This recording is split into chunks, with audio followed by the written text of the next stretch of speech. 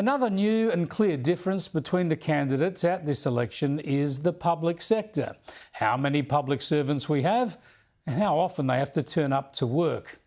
Labor not only has chosen to employ an additional 36,000 public servants, mainly in Canberra, at a cost of $6 billion a year, but it's also given in to public sector unions, and it's made working from home the default option for federal public servants.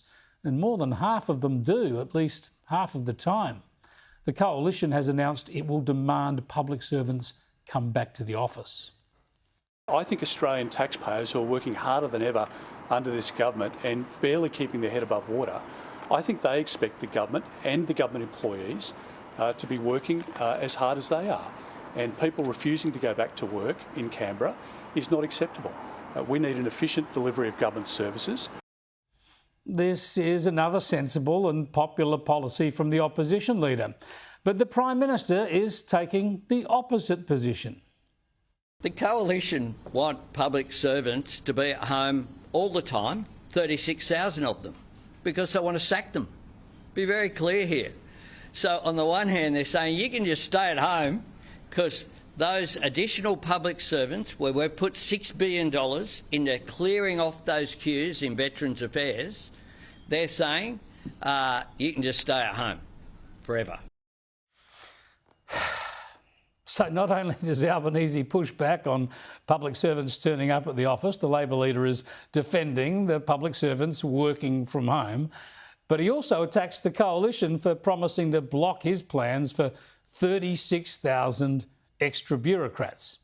This seems like a bizarre policy to take to mainstream Australia. I'm certain they'll love it in the Canberra bubble, but around the rest of the country, Albo's promise is to employ 36,000 extra public servants, mainly in Canberra, and have them checking in from home or wherever.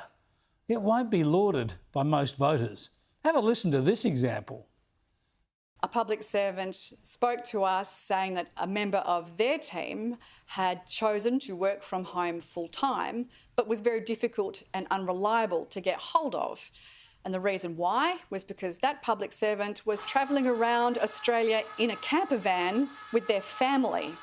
Now, that's not working from home in my mind.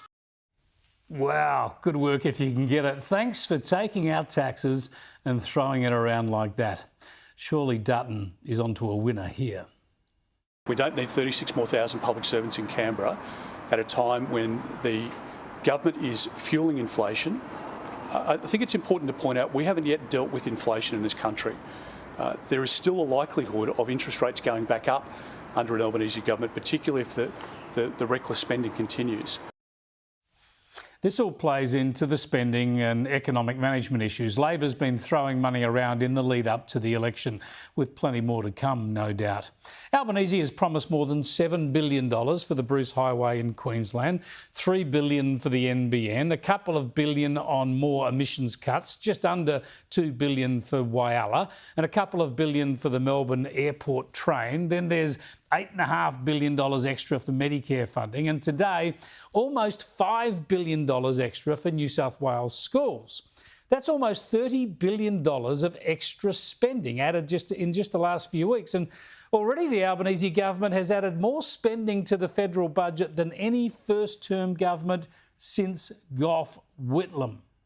Leading independent economist Chris Richardson says Albanese Labor had already added $31 billion in recurrent annual spending, and that over the forward estimates, Labor will spend an extra $140 billion. That number will be higher now, and it means higher taxes, bigger debt, and more pressure on inflation and therefore interest rates.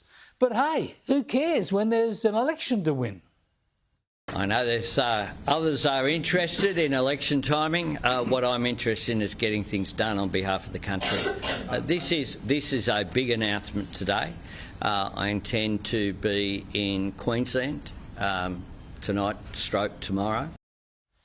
Yeah, he's going to announce more spending in Queensland tomorrow, cyclone or not. If Albanese doesn't call the election within 6 days, his government will have to deliver a budget later this month. detailing the full financial horror story, then go to the polls in May. So surely he'll call it this Sunday or Monday for April the 12th and skip another budget.